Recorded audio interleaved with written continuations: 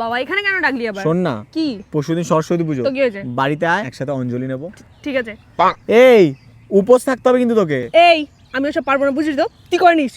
উপোস থাকতে হবে। এই শোন, এরম ভাবে বসবি না, মেয়েদের মতো করে বস। তাহলে কেমন করে বসবো? এই যে একটু এরম ভাবে, ঠিক হ্যাঁ আছে। এরম ভাবে বসবি বাড়ি থেকে। আর বলছিলাম কি পরে আসবি? কেন, ওই যে পরশুদিন যে টি-শার্টটা নিলাম ওটা পরবো, হেভি লাগবে। না না না না না না না, সুন্দর একটা শাড়ি পরে আসবি, দুজন মিলে শাড়ি পাঞ্জাবি পরে অঞ্জলি নেব। আরে আবার শাড়ি কোথা থেকে খুঁজবো আমি? শোন, কি? শাড়ি পরে আসবি, মায়ের শাড়ি পরা মেয়ে খুব ভালো লাগে, আর আমারও। ঠিক আছে দেখছি, শাড়ি জোগাড় করতে হবে। এরকম শাড়িটা যেন পেয়ে যায়।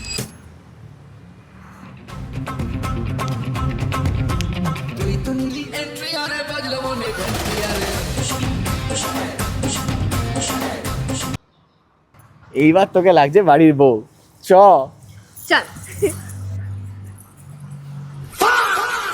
আরে জিন্স শাড়ির নিচে কে পরে?